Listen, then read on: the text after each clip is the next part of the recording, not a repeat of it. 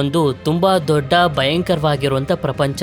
ಈ ಪ್ರಪಂಚದಲ್ಲಿ ಲಕ್ಷಾಂತರ ಪ್ರಾಣಿಗಳು ಒಂದು ದೋಣಿಲಿ ಕುಂತ್ಕೊಂಡು ಹೋಗ್ತಿದ್ರೆ ಹೇಗಿರುತ್ತೆ, ಆದ್ರೆ ಮನುಷ್ಯರು ಬಿಟ್ಟು ಪ್ರಾಣಿಗಳು ಏನಕ್ಕೆ ದೋಣಿಲಿ ಹೋಗ್ತಿದವೆ. ಹೋಗ್ತಾ ಹೋಗ್ತಾ ಕೊನೆಗೆ ಎಲ್ಲಿಗೆ ಹೋಗಿ ತಲುಪ್ತಾರೆ. ಈ ಪ್ರಾಣಿಗಳು ಏನಕ್ಕೆ ದೋಣಿಲಿ ಹೋಗ್ತಿದವೆ ಅಂತ ನಾವು ತಿಳ್ಕೊಬಿಟ್ರೆ ನಮ್ಮ ಜೀವನದಲ್ಲಿ ನಾವು ಏನ್ ತಪ್ಪನ್ನ ಮಾಡ್ತಿದೀವಿ ಅಂತ ನಮ್ಗೆ ಅರ್ಥ ಆಗೋಗುತ್ತೆ. ತುಂಬಾನೇ ಅದ್ಭುತವಾಗಿರುವಂತ ಮೂವಿ, ಒಂದು ಕ್ಷಣನೂ ಕೂಡ ಮಿಸ್ ಮಾಡ್ಕೊಳ್ಳೋದಕ್ಕೆ ಹೋಗ್ಬೇಡಿ. ಅಂದಂಗೆ ಮೂವಿ ಹೆಸರು ನೋವಾ ಅಂತ.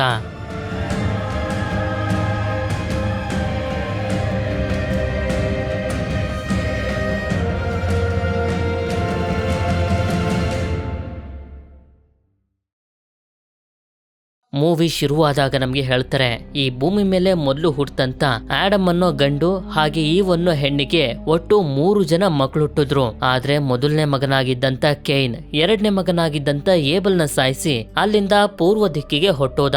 ಅಲ್ಲಿ ಕೈನ್ಗೆ ವಾಚರ್ಸ್ ಅನ್ನೋ ಜೀವಿಗಳು ಸಿಕ್ಕಿ ಅವನ ಸಾಮ್ರಾಜ್ಯನ ಕಟ್ಟೋದಕ್ಕೆ ಹೆಲ್ಪ್ ಮಾಡ್ದು. ನಂತರ ಕೈನ್ನ ಸಾಮ್ರಾಜ್ಯ ಇಡೀ ಭೂಮಿನೆಲ್ಲ ಹಡ್ಕೋಬಿಡ್ತು. ಆದ್ರೆ ಆಡಮ್ ಹಾಗೆ ಇವನ 3ನೇ ಮಗ ಇದ್ನಲ್ಲ ಸೆತ್, ಇವ್ರ ಯಾರ ಸವಾಸನು ಬೇಡ ಅಂತ ಸಪರೇಟ್ ಆಗಿ ಹೋಗಿ ವಾಸ ಮಾಡೋದಕ್ಕೆ ಶುರು ಮಾಡ್ದಂತ. ನಂತರ ನಮ್ಗೆ ನೋವಾ ಅನ್ನೋ ಚಿಕ್ಕ ಹುಡುಗ ಹಾಗೆ ಇವನ ತಂದೆ ಆಗಿರುವಂತ ಲಮೆಕ್ ನ ತೋರಿಸ್ತಾರೆ. ಅಂದಂಗೆ ಈ ಲಮೆಕ್ ಬೇರೆ ಯಾರು ಇಲ್ಲ, ಆಡಮ್ ಹಾಗೆ ಇವನ ಕೊನೆಯ ಮಗ ಸೆತ್ತಿದ್ನಲ್ಲ ಅವನ ವಂಶಸ್ಥನೇ. ಅಷ್ಟೇ ಅಲ್ದೆ ಲಮೆಕ್ಗೆ ಇವನ ಪೂರ್ವಜರಿಂದ ಒಂದು ಹಾವಿನ ಪೊರೆ ಸಿಕ್ಕಿರುತ್ತೆ. ಇದನ್ನ ಕಾಪಾಡೋದು ಇವರ ವಂಶದವರ ಕೆಲ್ಸ. ನಂತರ ಲಮೆಕ್ ಇದನ್ನ ಇವನ ಮಗನಾಗಿರುವಂತ ನೋವಾಗೆ ಇನ್ನೇನು ಕೊಡ್ಬೇಕು ಅಂತ ಅನ್ಕೊಳ್ಳೋಷ್ಟ್ರಲ್ಲಿ ಯಾರೋ ಬರ್ತಿರೋದನ್ನ ನೋಡಿ ಇವನ ಮಗನ್ನ ಬಚ್ಚಿಟ್ಕೊಳ್ಳೋದಕ್ಕೆ ಹೇಳ್ತಾನೆ. ಈ ಮಣ್ಣಲ್ಲಿ ಸಿಗುವಂತ ಚಿನ್ನನ ಹುಡ್ಕೊಂಡು ಟ್ಯೂಬಲ್ ಕೈನ್ ಅನ್ನೋ ಒಬ್ಬ ವ್ಯಕ್ತಿ ಇಲ್ಲಿಗೆ ಬಂದಿರ್ತಾನೆ. ಹೇಳ್ಬೇಕು ಅಂತಂದ್ರೆ ಇವನೊಬ್ಬ ರಾಜ. ಅಂದಂಗೆ ಇವನು ಬೇರೆ ಯಾರು ಇಲ್ಲ, ಆಡಮ್ ಹಾಗೆ ಇವನ ಮೊದಲನೇ ಮಗ ಇದ್ನಲ್ಲ ಕೇನ್ ಅವನ ವಂಶಸ್ಥನೇ. ಅಂದ್ರೆ ಭೂಮಿಲಿ ಎಲ್ಲಾ ಕಡೆ ಹರಡಿರುವಂತ ಕೇನ್ ಸಾಮ್ರಾಜ್ಯಕ್ಕೆ ಇವನು ರಾಜ ಅಂತ. ಈ ಚಿನ್ನ ಎಲ್ಲ ನನ್ಗೆ ಸೇರಿದ್ದು ಅಂತ ಲಮೇಕ್ ನ ಇವನು ಸಾಯಿಸಿ ಇವನ ಹತ್ರ ಇದ್ದಂತ ಹಾವಿನ ಪೊರೆನೂ ಕೂಡ ತಗೋಬಿಡ್ತಾನೆ. ಇದನ್ನೆಲ್ಲ ನೋಡ್ತಿರುವಂತ ನೋವಾ ಹೆದರ್ಕೊಂಡು ಇಲ್ಲಿಂದ ಓಡೊಂಟೋಗ್ತಾನೆ. ಇದಾದ್ಮೇಲೆ ತುಂಬಾ ವರ್ಷಗಳ ನಂತರ ಬೆಳೆದು ದೊಡ್ಡವನಾಗಿರುವಂತ ನೋವಾನ ನಮ್ಗೆ ತೋರಿಸ್ತಾರೆ. ಇವನಿಗೆ ಇಬ್ರು ಮಕ್ಕಳು ಕೂಡ ಇರ್ತಾರೆ. ಅದ್ರಲ್ಲಿ ಒಬ್ಬ ಒಂದು ಹೂವನ್ನ ಕಿತ್ತಾಗ ಆಗ ನೋವಾ ಇವನಿಗೆ ಆ ರೀತಿ ಮಾಡಬಾರ್ದು, ಪ್ರಕೃತಿಯಿಂದ ನಮ್ಗೆ ಏನ್ ಅವಶ್ಯಕತೆ ಇದೆ ಅದನ್ನ ಮಾತ್ರ ತಗೊಳ್ಬೇಕು ಅಂತ ಅರ್ಥ ಮಾಡಿಸ್ತಾನೆ. ಆದ್ರೆ ಇದೇ ಸಮಯದಲ್ಲಿ ಆಕಾಶದಿಂದ ಒಂದು ಹನಿ ಬೀಳ್ತಿದ್ದಂಗೆನೆ ತಕ್ಷಣನೇ ಒಂದು ಹೂ ಬಿಟ್ಬಿಡುತ್ತೆ.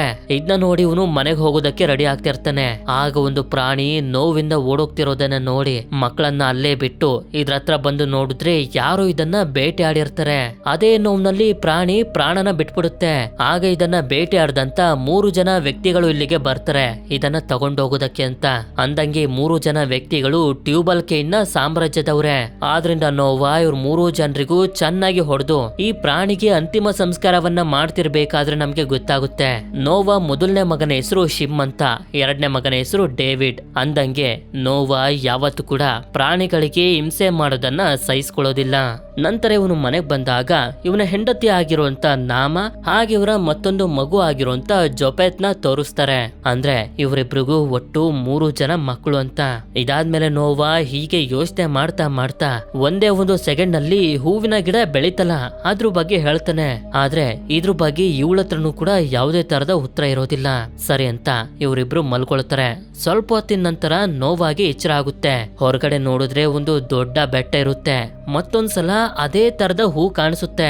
ಹೀಗೆ ನೋಡ್ತಾ ನೋಡ್ತಾ ಇವನಿರುವಂತ ಜಾಗದಲ್ಲೆಲ್ಲ ನೀರ್ ತುಂಬೋದಕ್ಕೆ ಶುರುವಾಗಿ ಲಕ್ಷಾಂತರ ಮನುಷ್ಯರ ಡೆಡ್ ಬಾಡಿಗಳು ಕೂಡ ಇಲ್ಲಿ ಇರ್ತವೆ. ನಂತರ ಇವನಿಗೆ ಎಚ್ಚರ ಆದಾಗ್ಲೇ ನಮ್ಗೆ ಗೊತ್ತಾಗೋದು ಇದೆಲ್ಲ ಒಂದು ಕನ್ಸು. ಆದ್ರೆ ಇವನು ಈ ಕನ್ಸನ್ನ ಇಗ್ನೋರ್ ಮಾಡೋದಕ್ಕೆ ಹೋಗೋದಿಲ್ಲ. ಬದಲಾಗಿ ಇವನ ಹೆಂಡತಿಗೆ ಹೇಳ್ತಾನೆ, ನನ್ನ ಕನ್ಸ್ನಲ್ಲೇ ಕಾಣಿಸ್ಕೊಂಡಂತ ಬೆಟ್ಟನ ಹುಡ್ಕೊಂಡು ನಾವು ಹೋಗ್ಬೇಕು. ಯಾಕೆ ಅಂತಂದ್ರೆ ಆ ಬೆಟ್ಟದಲ್ಲಿ ನನ್ನ ತಾತ ಆಗಿರುವಂತ ಮೆಥ್ಯೂಸಿಲ ಇದಾರೆ ಅಂತ. ಇದಾದ್ಮೇಲೆ ಇವರು ಆ ಬೆಟ್ಟನ ಹುಡ್ಕೊಂಡು ಹೋಗೋದಕ್ಕೆ ರೆಡಿ ಆಗ್ತಿರ್ತಾರೆ.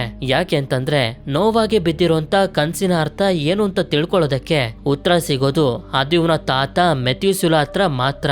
ನಂತರ ಇವರು ಆ ಬೆಟ್ಟನ ಹುಡ್ಕೊಂಡು ಹೋಗೋದಕ್ಕೆ ಶುರು ಮಾಡ್ತಾರೆ. ಹೀಗೆ ಹೋಗ್ತಿರ್ಬೇಕಾದ್ರೆ ಒಂದು ಜಾಗದಲ್ಲಿ ಅವರಿಗೆ ಮೈನಿಂಗ್ ಮಾಡುವಂತ ಜಾಗ ಕಾಣಿಸುತ್ತೆ. ಹತ್ರ ಬಂದು ನೋಡಿದ್ರೆ ಇಲ್ಲಿರುವಂತ ಜನರೆಲ್ಲರೂ ಸತ್ತೋಗಿರ್ತಾರೆ. ಇದೆಲ್ಲ ಕೇನ್ ಸಾಮ್ರಾಜ್ಯದ ಜನರ ಕೆಲಸನೇ ಅಂತ ಇವರಿಗೆ ಅರ್ಥ ಆಗೋಗುತ್ತೆ. ಅದೇ ಸಮಯಕ್ಕೆ ಏನು ಇವರಿಗೆ ಸೌಂಡ್ ಕೇಳಿಸಿ ಬಂದು ನೋಡಿದ್ರೆ ಒಂದು ಸಣ್ಣ ಹುಡುಗಿ ಇಲ್ಲಿ ಇರ್ತಾಳೆ. ಇವಳ ಹೊಟ್ಟೆಗೆ ಏಟಾಗೋಗಿರುತ್ತೆ. ಅಂದಂಗೆ ಈ ಹುಡುಗಿ ಹೆಸರು ಈಲಾ ಅಂತ. ಇವಳಿಗೆ ನಾಮ ಟ್ರೀಟ್ಮೆಂಟ್ ಅನ್ನ ಕೊಡ್ತಿರ್ಬೇಕಾದ್ರೆ ಕೇನ್ ಸಾಮ್ರಾಜ್ಯದ ಜನರು ಇಲ್ಲಿಗೆ ಬಂದ್ಬಿಡ್ತಾರೆ. ಆದ್ರಿಂದ ಈಲಾನು ಕೂಡ ಎತ್ಕೊಂಡು ಕಪ್ಪು ಮಣ್ಣಿರುವಂತ ಜಾಗನ ಎಂಟರ್ ಆಗ್ತಾರೆ. ನಂತರ ನೋವಾ ಇವನ ಫ್ಯಾಮಿಲಿನ ಮುಂದೆ ಕಳಿಸ್ತಾನೆ. ಆದ್ರೆ ಫಾಲೋ ಮಾಡ್ತಿರುವಂತ ಜನರು ಹೆದರ್ಕೊಂಡು ಓಡೊಂಟೋಗ್ತಾರೆ. ಯಾಕೆ ಅಂತಂದ್ರೆ ಇಲ್ಲಿ ಒಂದು ವಾಚರ್ ಇರುತ್ತೆ. ಸ್ವಲ್ಪ ಹೊತ್ತಿನ ನಂತರ ಇವನಿಗೆ ಎಚ್ಚರ ಆದಾಗ ನೋಡಿದ್ರೆ ಇವನ ಫ್ಯಾಮಿಲಿ ಅವರು ಇಲ್ಲೇ ಇರ್ತಾರೆ. ಆದ್ರೆ ಇವರೆಲ್ಲರೂ ಒಂದು ಗುಂಡಿ ಒಳಗಡೆ ಇರ್ತಾರೆ. ಈ ರೀತಿ ಇವರನ್ನ ಇಲ್ಲಿಗೆ ಹಾಕಿರೋದು ನಾವಾಗ್ಲೇ ನೋಡಿರುವಂತ ವಾಚರ್ಸ್ ಗಳೇ. ನೋವೆ ಹೇಳ್ತಿರ್ತಾನೆ, ನಾನು ಮೆಥುಸುಲಾ ಮೊಮ್ಮಗ, ಅವರನ್ನ ನೋಡೋದಕ್ಕೆ ಹೋಗ್ತಿದೀನಿ ಅಂತ. ಆದ್ರೆ ಯಾವ ವಾಚರ್ಸ್ ಗಳು ಮಾತ್ರ ಇವನ ಮಾತನ್ನೇ ನಂಬೋದಿಲ್ಲ. ಹೇಳ್ಬೇಕು ಅಂತಂದ್ರೆ ವಾಚರ್ಸ್ ಗಳು ಮನುಷ್ಯರ ಮೇಲೆ ನಂಬಿಕೆನೆ ಕಳ್ಕೊಬಿಟ್ಟಿರ್ತಾರೆ. ಯಾಕೆ ಅಂತಂದ್ರೆ ಮೂವಿಯ ಮೊದಲಲ್ಲಿ ನಾನು ಹೇಳಿದ್ನಲ್ಲ, ಕೇನ್ ಏಬಲ್ ನ ಸಾಯಿಸಿ ಪೂರ್ವ ದಿಕ್ಕಿಗೆ ಹೋದಾಗ ಅಲ್ಲಿ ಅವನಿಗೆ ವಾಚರ್ಸ್ ಗಳು ಸಿಕ್ಕಿ ಸಾಮ್ರಾಜ್ಯನ ಕಟ್ಟೋದಕ್ಕೆ ಸಹಾಯ ಮಾಡಿದ್ರು ಅಂತ. ವಾಚರ್ಸ್ ಗಳು ಕೇನ್ಗೆ ಸಹಾಯ ಏನು ಮಾಡಿದ್ರು, ಆದ್ರೆ ಕೇನ್ ಮಾತ್ರ ತುಂಬಾ ಕೆಟ್ಟ ಮನುಷ್ಯ, ಹಾಗೆ ತುಂಬಾ ಕೆಟ್ಟ ರಾಜನಾಗೋದ. ಇದರಿಂದ ವಾಚರ್ಸ್ ಗಳಿಗೆ ಮನುಷ್ಯ ಜಾತಿ ಮೇಲೆನೆ ನಂಬಿಕೆ ಹೊಟ್ಟೋಗಿದೆ. ನಂತರ ರಾತ್ರಿ ಸಮಯದಲ್ಲಿ ಇವರು ಮಲಗಿರ್ಬೇಕಾದ್ರೆ ಇವರಿಗೆ ಸಿಕ್ಕಿದೆಯಲ್ಲ ಆ ಚಿಕ್ಕ ಹುಡುಗಿ ಇಲ್ಲ, ಹೊಟ್ಟೆಗೆ ಏಟಾಗಿರೋದ್ರಿಂದ ಈ ಮಗುಗೆ ನಿದ್ದೆ ಬರ್ತಿರೋದಿಲ್ಲ. ಆದ್ರಿಂದ ನೋವಾ ತುಂಬಾ ದುಃಖ ತುಂಬಿರೋಂತ ಒಂದು ಹಾಡನ್ನ ಹೇಳ್ತಾ ಇವಳನ್ನ ಮಲಗಿಸ್ತಿರ್ತಾನೆ. ಇವನು ಚಿಕ್ಕವನಿರ್ಬೇಕಾದ್ರೆ ಈ ಹಾಡನ್ನ ಇವನ ತಂದೆ ಇವನಿಗೋಸ್ಕರ ಹೇಳ್ತಿದ್ರು. ನಂತರ ನಾಮ ಇವನಿಗೆ ಹೇಳ್ತಾಳೆ, ಹೊಟ್ಟೆಗೆ ಏಟಾಗಿರೋದ್ರಿಂದ ಈಲಾ ಮುಂದೆ ತಾಯಿ ಆಗೋದಕ್ಕಾಗೋದಿಲ್ಲ ಅಂತ. ಆಗ ಇವ್ರ ಹತ್ರ ರಮೀಲ್ ಅನ್ನೋ ಒಂದು ವಾಚರ್ ಬಂದು ನೀವೆಲ್ರೂ ನನ್ ಜೊತೆ ಬನ್ನಿ ಅಂತ ಮೆಥುಸುಲಾ ಇರುವಂತ ಆ ಬೆಟ್ಟದ ಹತ್ರ ಕರ್ಕೊಂಡು ಹೋಗ್ತಿರುತ್ತೆ. ನೀನೇನೋಕೆ ನಮ್ಗೆ ಹೆಲ್ಪ್ ಮಾಡ್ತಿದ್ಯ ಅಂತ ಕೇಳಿದಾಗ ರಮೀಲ್ ಕೂಡ ಹೇಳ್ತಾ ಹೋಗುತ್ತೆ, ನಾವು ವಾಚರ್ಸ್ ಗಳು ಮೊದ್ಲು ಈ ರೀತಿ ಕಲ್ಲಿನ ರೀತಿ ಇರ್ಲಿಲ್ಲ, ಬೆಳಕು ತುಂಬಿದ್ದಂತ ಕ್ರಿಯೇಚರ್ಸ್ ಗಳಾಗಿದ್ವಿ. ಆದ್ರೆ ಭೂಮಿಲಿ ಮನುಷ್ಯರು ಪಡ್ತಿದ್ದಂತ ಕಷ್ಟ ನೋಡಿ ಅವ್ರಿಗೆ ಹೆಲ್ಪ್ ಮಾಡೋದಕ್ಕೆ ಅಂತ ಬರ್ತಿದ್ದಂಗೆನೆ ನಮ್ಮ ಮೈಗೆ ಈ ರೀತಿ ಕಲ್ಲುಗಳು ಅಂಟ್ಕೋಬಿಟ್ಟು. ಯಾಕೆ ಅಂತಂದ್ರೆ ನಾವು ಮನುಷ್ಯರಿಗೆ ಹೆಲ್ಪ್ ಮಾಡೋದು ದೇವತೆಗಳಿಗೆ ಇಷ್ಟ ಇರ್ಲಿಲ್ಲ. ಆದ್ರೂ ಕೂಡ ನಾವು ಮನುಷ್ಯರಿಗೆ ಹೆಲ್ಪ್ ಮಾಡಿದ್ವಿ. ಆದ್ರೆ ಮನುಷ್ಯರು ಹೆಲ್ಪ್ ಅನ್ನ ಮಾಡಿಸ್ಕೊಂಡ್ಮೇಲೆ ನಮ್ಮನ್ನೇ ಬೇಟೆ ಆಡೋದಕ್ಕೆ ಶುರು ಮಾಡಿದ್ರು. ಆಗ ಜನರು ಬೇಟೆ ಆಡ್ತಿರ್ಬೇಕಾದ್ರೆ ನಮ್ಮನ್ನ ಕಾಪಾಡಿದ್ದು ನೋವಾ ತಾತನಾಗಿರುವಂತ ಮೆಥುಸುಲಾ. ಇದೇ ಕಾರಣದಿಂದ ನಾನ್ ನಿಮ್ಗೆ ಹೆಲ್ಪ್ ಮಾಡ್ತಿರೋದು ಅಂತ. ನಂತರ ಇವರು ಕೊನೆಗೂ ಮೆಥುಸುಲಾ ಇರುವಂತ ಬೆಟ್ಟದ ಹತ್ರ ಬಂದು ತಲುಪ್ತಾರೆ. ಆದ್ರಿಂದ ನೋವಾ ಇವನ ದೊಡ್ಡ ಮಗ ಆಗಿರುವಂತ ಶಿಮ್ನ ಕರ್ಕೊಂಡು ಬೆಟ್ಟದ ಒಳಗಡೆ ಬಂದಾಗ ಇನ್ನು ಬದುಕಿರುವಂತೆ ಇವನ ತಾತ ಮೆಥುಸುಲಾ ಇವನಿಗೆ ಸಿಗ್ತಾನೆ. ಮೆಥುಸುಲಾ ನೋವ ಮಗನನ್ನ ನೋಡಿ ತುಂಬಾ ಸಂತೋಷ ಪಡ್ತಾ ಇವನಿಗೆ ಟೀಯನ್ನ ಕೊಟ್ಟು ಬಂದಿರುವಂತ ವಿಷಯನ ಕೇಳಿದಾಗ ಇವನು ಕೂಡ ಇವನಿಗೆ ಬಿದ್ದಿರುವಂತ ಕನ್ಸಿನ ಬಗ್ಗೆ ಕೇಳ್ತಾನೆ. ನೀನು ಪೂರ್ತಿ ಕನ್ಸನ್ನ ನೋಡಿಲ್ಲ, ನೋಡು ಅಂತ ಹೇಳ್ತಿದ್ದಂಗೆನೆ ಇವನು ನಿದ್ದೆಗೆ ಜಾರ್ ಬಿಡ್ತಾನೆ. ಈ ಸಲ ಕನ್ಸಿನಲ್ಲಿ ನೀರು ತುಂಬಿರುವಂತ ಈ ಜಾಗದಲ್ಲಿ ಮನುಷ್ಯರ ಡೆಡ್ ಬಾಡಿಗಳ ಜೊತೆಗೆ ಇನ್ನು ಕೂಡ ಬದುಕಿರುವಂತ ಪ್ರಾಣಿಗಳೆಲ್ಲ ಮೇಲಿರುವಂತ ಒಂದು ದೋಣಿ ಹತ್ರ ಹೋಗ್ತಿರ್ತವೆ. ಅದು ಇವನಿಗೆ ಕಾಣಿಸ್ತಿದ್ದಂಗೆನೆ ಎಚ್ಚರ ಆಗುತ್ತೆ. ಇವನು ನಿದ್ದೆ ಮಾಡ್ಲಿ ಅಂತ ಟೀನಲ್ಲಿ ನಿದ್ದೆ ಬರುವಂತ ಔಷಧಿನ ಹಾಕಿದ್ದ. ಈಗ ನೋವಾಗೆ ಎಲ್ಲನೂ ಅರ್ಥ ಆಗೋಗಿದೆ. ಅದೇನು ಅಂತಂದ್ರೆ ಮನುಷ್ಯರು ತುಂಬಾನೇ ಕೆಟ್ಟವರಾಗ್ಬಿಟ್ಟಿದ್ದಾರೆ. ಇದನ್ನ ಸಹಿಸ್ಕೊಳ್ಳೋದಕ್ಕಾಗದೇ ಇರುವಂತ ದೇವತೆಗಳು ಒಂದು ದೊಡ್ಡ ಪ್ರಳಯ ಬರೋ ರೀತಿ ಮಾಡ್ತಿದ್ದಾರೆ. ಅದ್ರಲ್ಲಿ ಎಲ್ಲಾ ಮನುಷ್ಯರು ಸತ್ತೋಗ್ತಾರೆ. ಆದ್ರೆ ಪ್ರಾಣಿಗಳು ಏನು ಮಾಡಿಲ್ಲ, ಅವುಗಳನ್ನ ಮಾತ್ರ ಜೀವಂತವಾಗಿಡ್ಬೇಕು ಅಂತ ಅನ್ಕೊಂಡಿದ್ದಾರೆ. ಆ ರೀತಿ ಪ್ರಳಯ ಬಂದಾಗ ಪ್ರಾಣಿಗಳನ್ನ ಜೀವಂತವಾಗಿಡುವಂತ ಕೆಲ್ಸನ ನೋವಾಗೆ ದೇವತೆಗಳು ವಹಿಸಿದ್ದಾರೆ. ಆಗ ಮೆಥುಸುಲಾ ಸರಿ ಅಂತ ಹೇಳಿ ಇವನ್ಗಂತೂ ಬೀಜನ ಕೊಡ್ತಾನೆ. ಇದಾದ್ಮೇಲೆ ಇವನ ಫ್ಯಾಮಿಲಿ ಹತ್ರ ಬಂದು ಎಲ್ಲಾ ವಿಷಯನೂ ಹೇಳ್ತಾನೆ. ಇನ್ನು ಸ್ವಲ್ಪ ವರ್ಷಗಳಲ್ಲೇ ಮನುಷ್ಯ ಸಂತತಿ ನಾಶ ಆಗೋದ್ರಲ್ಲಿದೆ. ಆದ್ರೆ ಪ್ರಾಣಿಗಳನ್ನ ಕಾಪಾಡುವಂತ ಕೆಲಸ ನಮ್ದು. ಆ ಕೆಲಸ ಆದ್ಮೇಲೆ ನಾವು ಕೂಡ ಸಂತೋಷವಾಗಿ ಬದುಕ್ಬೋದು ಅಂತ ಹೀಗಂತೆ ಹೇಳ್ತಾ ಹೊರಗಡೆ ಬಂದು ಇವನ ತಾತ ಕೊಟ್ಟಿರುವಂತ ಬೀಜನ ಮಣ್ಣಲ್ಲಿ ಹೂತಾಕ್ತಾನೆ.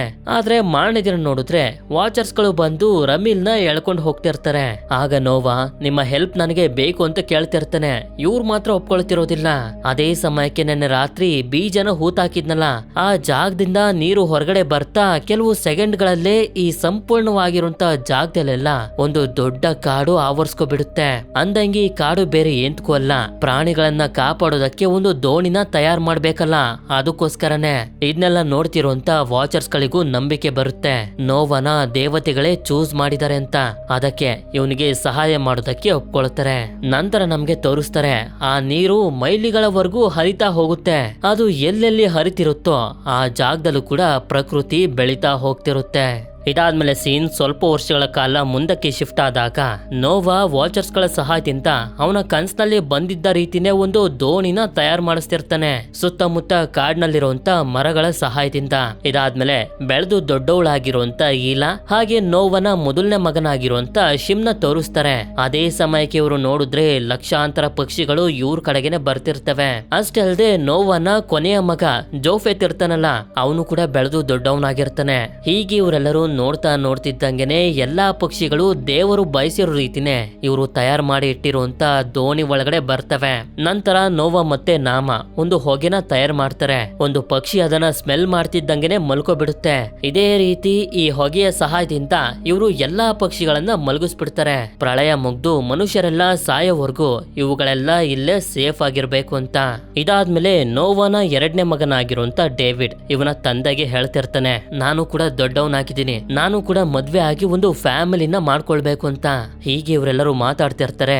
ಅದೇ ಸಮಯಕ್ಕೆ ಲಕ್ಷಾಂತರ ಸಂಖ್ಯೆಯಲ್ಲಿ ಎಲ್ಲಾ ತರದ ಹಾವುಗಳು ಹಾಗೆ ಕ್ರಿಮಿ ಕೀಟಗಳೆಲ್ಲ ಇವರ ದೋಣಿ ಕಡೆಗೆ ಬರ್ತಿರ್ತವೆ. ಅವುಗಳಿಗೂ ಕೂಡ ಜಾಗನ ಕೊಟ್ಟು ಪಕ್ಷಿಗಳ ರೀತಿನೇ ಮಲಗಿಸ್ತಾರೆ. ಇದಾದ್ಮೇಲೆ ಡೇವಿಡ್ ಕಾಡ್ನಲ್ಲಿ ಇರ್ಬೇಕಾದ್ರೆ ಒಂದಷ್ಟು ಜನರನ್ನ ನೋಡ್ತಾನೆ. ಹೀಗೆ ನೋಡ್ತಾ ನೋಡ್ತಿದ್ದಂಗೆನೆ ಒಬ್ಬ ವ್ಯಕ್ತಿ ಇವನ ಮುಂದೆ ಬಂದ್ಬಿಡ್ತಾನೆ. ಅಂದಂಗೆ ಇವನು ಬೇರೆ ಯಾರು ಅಲ್ಲ, ನೋವಾ ತಂದೆ ಆಗಿದ್ದಂತ ಲಮೆಕ್ನ ಸಾಯಿಸಿದ್ನಲ್ಲ ಟೂಬಲ್ ಕೇನ್ ಅವನೇನೆ. ಹೌದು, ಕೇನ್ ಸಾಮ್ರಾಜ್ಯಕ್ಕೆ ಇವನೇ ರಾಜ. ಟೂಬಲ್ ಕೇನ್ ಇವನ ಸಾಮ್ರಾಜ್ಯದ ಎಲ್ಲಾ ಜನರನ್ನೆಲ್ಲಿಗೆ ಕರ್ಕೊಂಡ್ ಬಂದಿರ್ತಾನೆ. ಅವನನ್ನು ನೋಡಿ ನೋವಾ ಕಂಡಿಡ್ದು ಬಿಡ್ತಾನೆ, ಇವನೇ ನನ್ನ ತಂದೆನ ಸಾಯಿಸಿದ್ದು ಅಂತ. ಅದಕ್ಕೆ ಡೇವಿಡ್ಗೆ ಅವನಿಂದ ದೂರ ಬರೋದಕ್ಕೆ ಹೇಳ್ತಾನೆ. ನಂತರ ಟೂಬಲ್ ಕೇನ್ ಹೇಳ್ತಾ ಹೋಗ್ತಾನೆ, ಪ್ರಳಯ ಬರುತ್ತೆ ಅನ್ನೋ ಭವಿಷ್ಯವಾಣಿ ನನಗೂ ಕೂಡ ಗೊತ್ತಿತ್ತು, ನಾನು ಅದನ್ನ ನಂಬ್ತಿರ್ಲಿಲ್ಲ. ಆದ್ರೆ ಇತ್ತೀಚೆಗೆ ಲಕ್ಷಾಂತರ ಪಕ್ಷಿಗಳು ಒಟ್ಟಾಗಿ ಈ ಕಡೆ ಬಂದಿದ್ದನ್ನ ನೋಡಿ ನನ್ಗೆ ಅರ್ಥ ಆಗೋಯ್ತು, ಅದು ನಿಜಾನೇ ಅಂತ. ಅದಕ್ಕೆ ನಾವು ಕೂಡ ಸೇಫ್ ಆಗ್ಬೇಕು ಅಂತ ಇಲ್ಲಿಗೆ ಬಂದಿದೀವಿ ಅಂತ ಹೇಳಿದ್ರೆ ನೋವಾ ಮಾತ್ರ ಇದಕ್ಕೆ ಒಪ್ಕೊಳ್ಳೋದಿಲ್ಲ. ನಾನು ತಯಾರು ಮಾಡ್ತಿರುವಂತ ದೋಣಿ ಪ್ರಾಣಿ ಪಕ್ಷಿಗಳನ್ನ ಕಾಪಾಡೋದಕ್ಕೆ ಮಾತ್ರ. ಅಂದಂಗೆ ಪ್ರಳಯ ಆಗ್ತಿರೋದು ನಿನ್ನಂತ ಜನರು ಸಾಯ್ಲಿ ಅಂತಾನೆ ಹೇಳ್ತಾ ನಾನು ಲಮೈಕ್ ನ ಮಗ ಅಂತಾನು ಕೂಡ ಹೇಳ್ಬಿಡ್ತಾನೆ. ಇದನ್ನ ಕೇಳಿ ಎಲ್ಲರಿಗೂ ತುಂಬಾನೇ ಶಾಕ್ ಆಗೋಗುತ್ತೆ. ಆದ್ರೂ ಕೂಡ ಟೂಬಲ್ ಕೆ ನೋವನ ಸಾಯಿಸಿ ದೋಣಿನ ಕಿತ್ಕೊಳ್ಳೋದಕ್ಕೆ ನೋಡಿದಾಗ ಇಲ್ಲೇ ಮಲಗಿದ್ದಂತ ವಾಚರ್ಸ್ ಗಳು ಎದ್ದೊಳ್ತಿರೋದನ್ನ ನೋಡಿ ಇವರೆಲ್ಲರೂ ತುಂಬಾನೇ ಹೆದರ್ಕೊಳ್ಬಿಡ್ತಾರೆ. ಆದ್ರೆ ಹೋಗೋದಕ್ಕಿಂತ ಮುಂಚೆ ಟ್ಯೂಬಲ್ ಕೇನ್ ಹೇಳ್ತಿರ್ತಾನೆ, ಇವಾಗ ಹೋಗ್ತೀನಿ ಆದ್ರೆ ಮತ್ತೆ ಬಂದೇ ಬರ್ತೀನಿ ಅಂತ.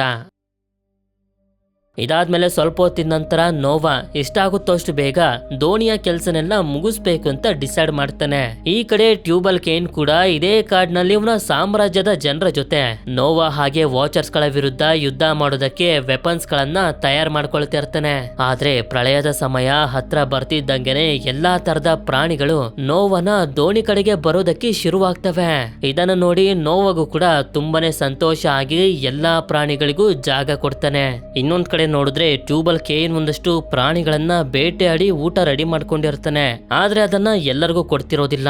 ಯಾವ ಜನರಿಗೆ ನೋವಾ ಹಾಗೆ ವಾಚರ್ಸ್ ಗಳ ವಿರುದ್ಧ ಫೈಟ್ ಮಾಡೋದಕ್ಕೆ ಶಕ್ತಿ ಇರುತ್ತೋ ಅಂತ ಜನರಿಗೆ ಮಾತ್ರ ಕೊಡ್ತಿರ್ತಾನೆ. ಇದಾದ್ಮೇಲೆ ನೋವಾ ದೋಣಿ ಒಳಗಡೆ ಕೆಲಸ ಮಾಡ್ತಿರ್ಬೇಕಾದ್ರೆ ಆಗ ಇಲ್ಲಿಗೆ ಈಲಾ ಬಂದು ಹೇಳ್ತಾ ಹೋಗ್ತಾಳೆ, ನನಗೆ ಗೊತ್ತು ನೀವು ಡೇವಿಡ್ಗೋಸ್ಕರ ಹುಡುಗಿನ ಹುಡ್ಕೊಂಡ್ ಬರೋದಕ್ಕೆ ಹೋಗ್ತಿದ್ದೀರಾ ಅಂತ. ಡೇವಿಡ್ ನ ಜೊತೆ ಶಿಮ್ಗೂ ಕೂಡ ಹುಡುಗಿನ ಹುಡ್ಕೊಂಡ್ ಬನ್ನಿ, ನನಗೆ ಯಾವತ್ತೂ ಕೂಡ ನಿಮ್ಮ ವಂಶಕ್ಕೆ ಮಕ್ಕಳನ್ನ ಕೊಡೋದಕ್ಕೆ ಸಾಧ್ಯ ಇಲ್ಲ ಅಂತ. ಹೌದು, ನೋವನ ಮೊದಲನೇ ಮಗ ಶಿಮ್ ಹಾಗೆ ಈಲಾ ಮದ್ವೆ ಆಗಿದ್ದಾರೆ.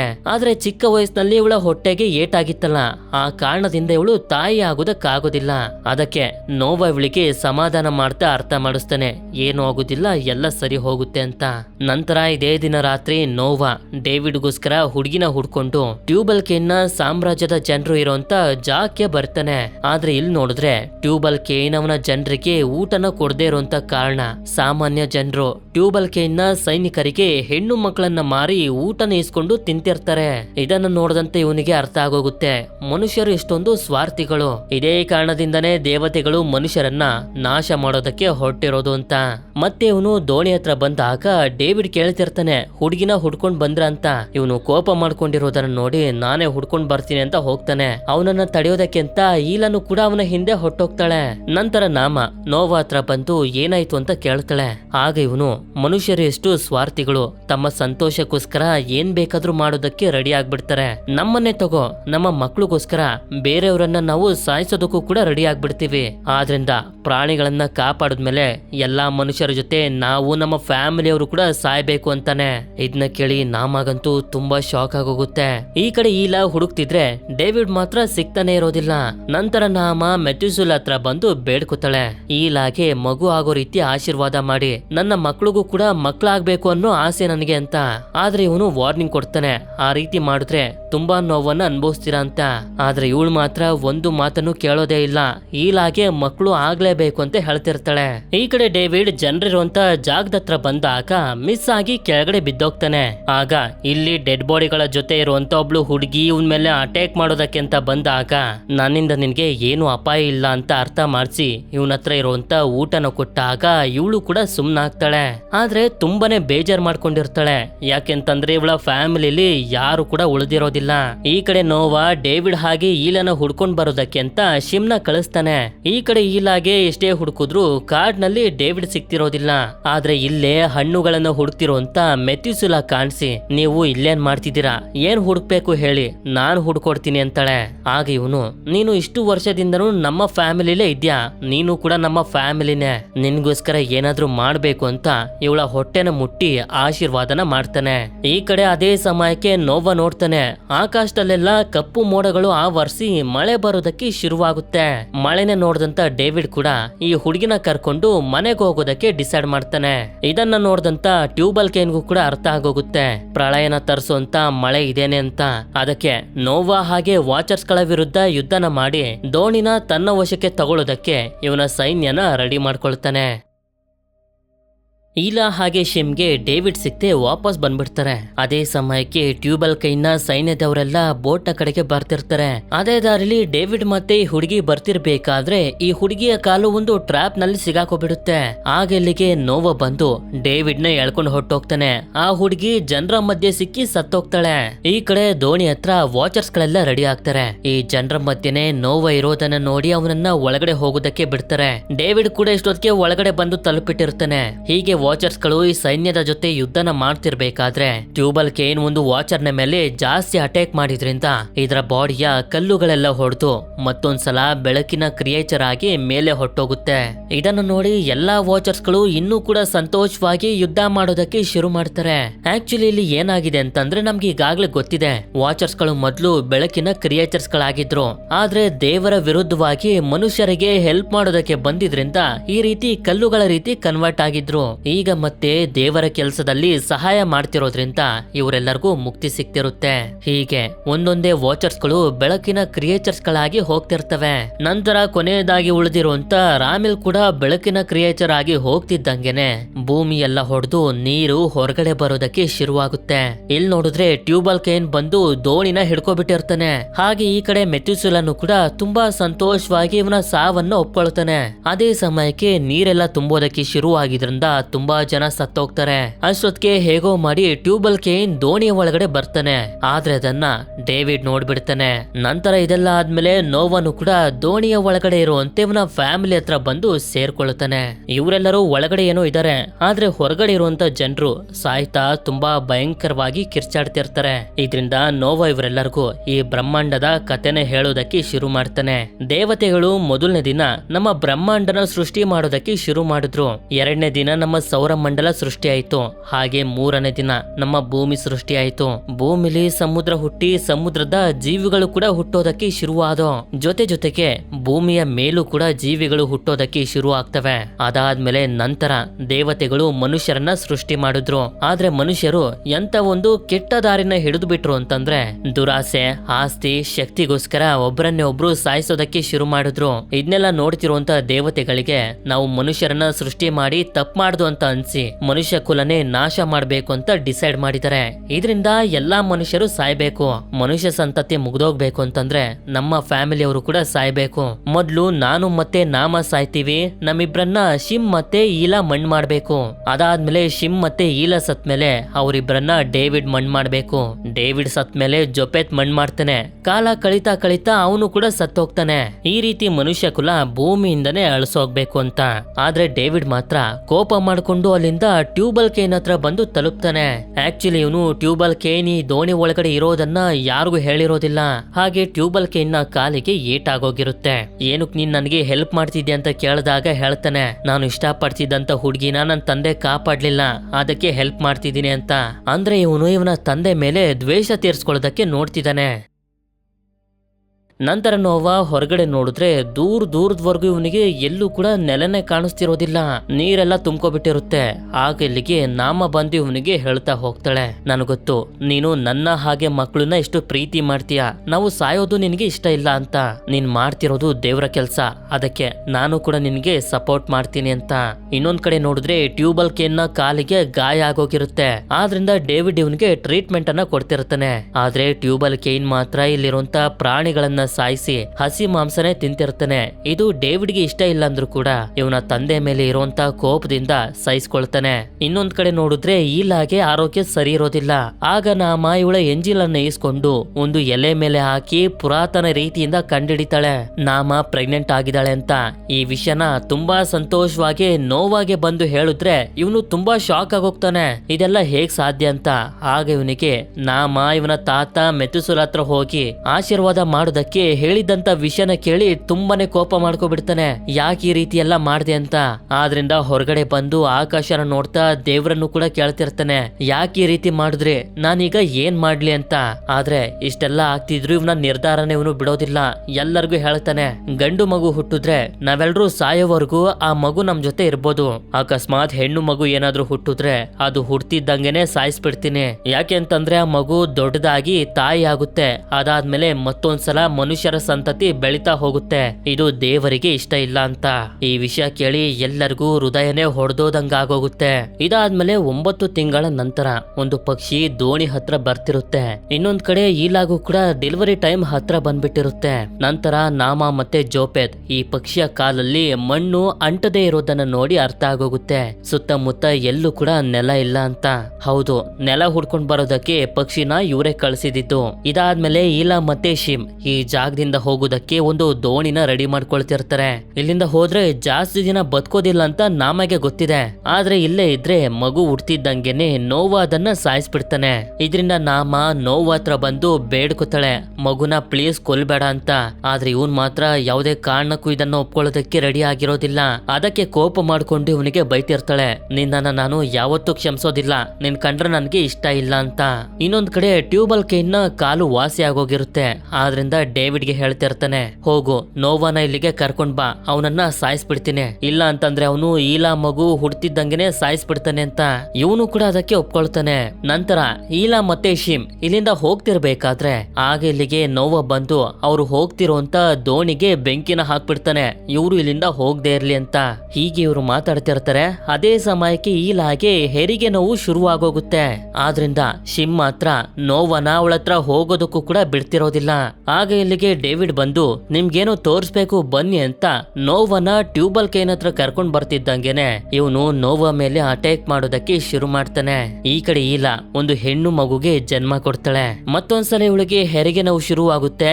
ನೋಡಿದ್ರೆ 2ನೇ ಮಗು ಹುಟ್ಟುತ್ತೆ. ಹುಟ್ಟಂತ 2ನೇ ಮಗು ಕೂಡ ಹೆಣ್ಣು ಮಗುನೇ. ಇದರಿಂದ ಶಿಮ್ ಇವನ ತಂದೆ ಜೊತೆ ಫೈಟ್ ಮಾಡೋದಕ್ಕೆ ಅಂತ ಹೋಗ್ತಾನೆ. ಈ ಕಡೆ ಇವರಿಬ್ರು ಫೈಟ್ ಮಾಡ್ತಿರ್ಬೇಕಾದ್ರೆ ದೋಣಿ ಒಂದು ಕಲ್ಲಿಗೆ ಗುದ್ಬಿಡುತ್ತೆ. ಇದೇ ಸಮಯದಲ್ಲಿ ಶಿಮ್ ಬಂದು ನೋವಾಗೆ ಹೊಡಿತಿದ್ರೆ ಟ್ಯೂಬಲ್ ಕೇನ್ ಅವನಿಗೆ ಹೊಡೆದು ಕಳಿಸ್ಬಿಡ್ತಾನೆ.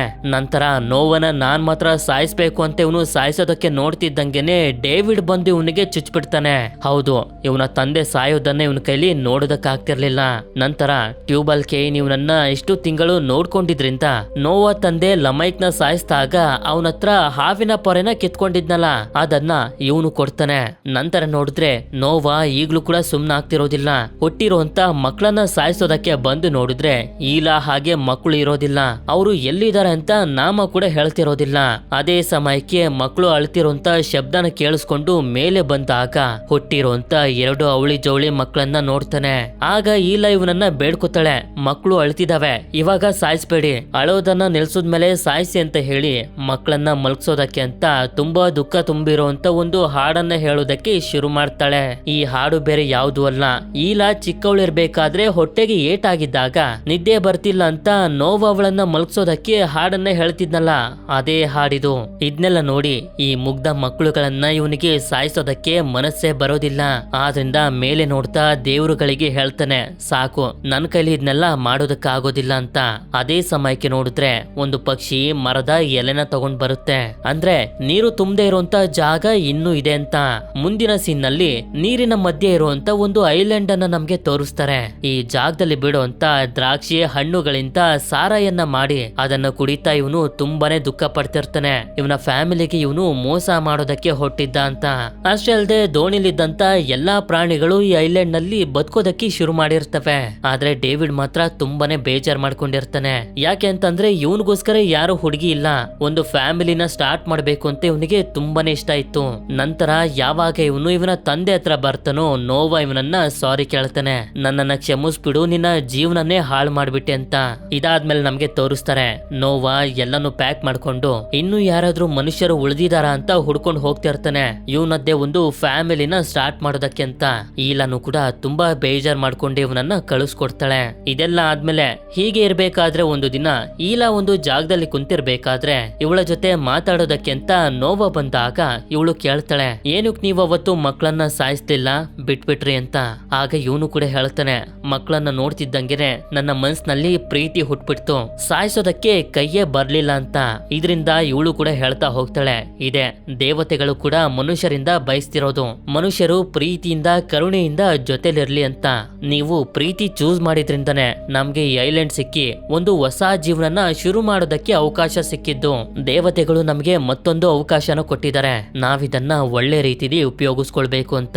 ಇದಾದ್ಮೇಲೆ ನಾಮ ಗಿಡಗಳನ್ನ ನಡ್ತಿರ್ಬೇಕಾದ್ರೆ ನೋವಾ ಇವಳ ಹತ್ರ ಬಂದು ಇವನು ಕೂಡ ಸಹಾಯ ಮಾಡೋದಕ್ಕೆ ಶುರು ಮಾಡ್ತಾ ನನ್ನನ್ನ ಕ್ಷಮಿಸ್ಬಿಡು ಅಂತ ಕೇಳ್ತಾನೆ. ಇವಳು ಕೂಡ ದೊಡ್ಡ ಮನ್ಸನ್ನ ಮಾಡಿ ಇವನನ್ನ ಕ್ಷಮಿಸ್ಬಿಡ್ತಾಳೆ.